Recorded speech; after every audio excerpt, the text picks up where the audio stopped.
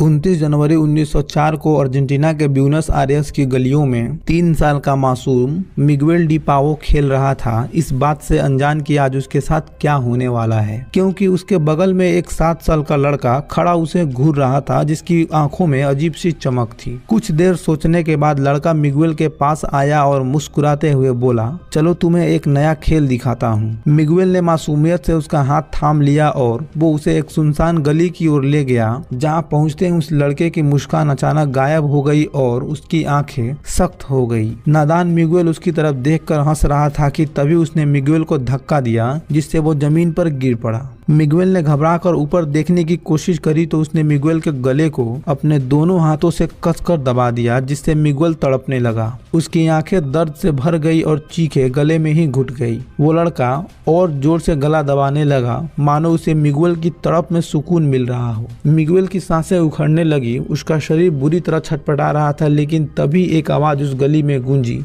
Miguel.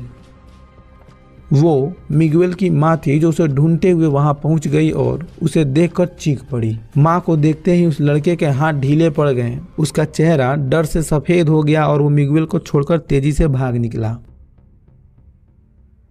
Miguel की जान तो बच गई, लेकिन उसकी आंखों में जो डर था वो कभी नहीं मिट सका। वो लड़का पहली बार में तो कामयाब नहीं हुआ, लेकिन उसकी हैवानियत की शुरुआत हो चुकी थी। उसका नाम कोई नहीं जानता था, लेकिन वो अज्ञात शिकारी के रूप में बदनाम होने वाला था। लोगों को अंदाजा भी नहीं था कि आगे चलकर यही लड़का कितनी मासूमियत को बेरहमी से कुचल देगा। नमस्कार दोस्तों, मैं चंदन कुमार, स्वागत है आपका हमारे चैनल पर। दोस्तों, हम बात कर रहे हैं कैएटेनो सैंटोस गोडाई की, जिसे एल पेटिजो ओरेजुडा यानी बड़े कानों वाले बौना के नाम से जाना जाता था। अर्जेंटीना के इतिहास में यह नाम खौफ और दहशत का प्रतीक बन गया, क्योंकि महज 9 साल की उम्र में ही कैएटानो ने निर्दयता की हदें पार करते हुए कई मासूम बच्चों को मौत के घाट उतार दिया।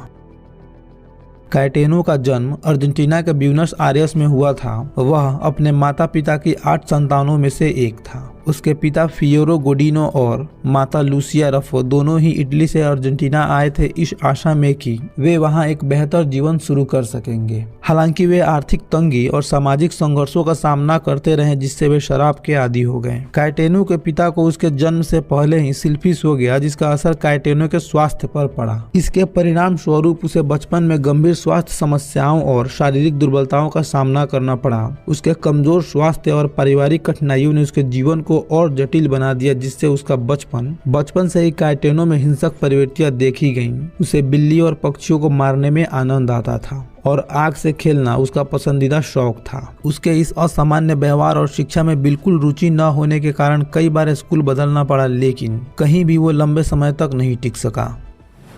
साल 1906 में जब कैएटेनो केवल 9 वर्ष का था तो उसने मिगुएल डी पाउली पर हमला किया, लेकिन उसकी मां का सही समय पर पहुंचने के कारण मिगुएल की जान बच गई और किसी ने भी इस मामले को गंभीरता से नहीं लिया। अगले साल यानी 1907 में कैएटेनो ने अपने पड़ोस में रहने वाली एक बच्ची एना नेरी को पत्थर से पीटा, जिस पर एक पुलिस अधिकारी ने हस्तक्षेप किया, लेकिन कैएटेनो को उसकी कम उम्र के कारण जेल से रिहा कर दिया गया। साल 1909 में कैएटेनो ने 3 वर्षीय मारिया रोजा फेस की हत्या कर दी। यह उसकी पहली हत्या थी, लेकिन यह किसी की नजर में नहीं आई और कई सालों के बाद इसका पता चला, जब उसने खुद पुलिस के सामने अपना अपराध कबूल किया। उसने बताया कि 1909 में वह लगभग 3 साल की एक लड़की को रियो डी जेनेरो स्ट्रीट के बंजर इलाके में ले गया और उसका गला घोटने की कोशिश की। फिर उसने उसे एक गड्ढे में जिंदा दफना कर उसे डिब्बों से ढक दिया। इस अपराध के बारे में पता चलने पर अधिकारी घटना स्थल पर गए, लेकिन वहां एक 2 मंजिला इमारत बनी हुई थी। हालांकि 29 मार्च 1909 को मारिया रोजा फेस नाम की 3 वर्षीय लड़की की गुमशुदगी पुलिस स्टेशन में दर्ज की गई थी और तब से वो लड़की लापता रह गई। 17 जनवरी 1912 को कैएटेनो ने कोरिएंटेस स्ट्रीट पर एक गोदाम में आग लगा दी। जब उसे गिरफ्तार किया गया तो उसने पुलिस से कहा, मुझे फायरमैन को काम करते देखना अच्छा लगता है और यह भी कि वे आग में कैसे गिरते हैं। 26 जनवरी 1912 को 13 साल का आर्टुरो लॉरेन एक घर में मृत पाया गया।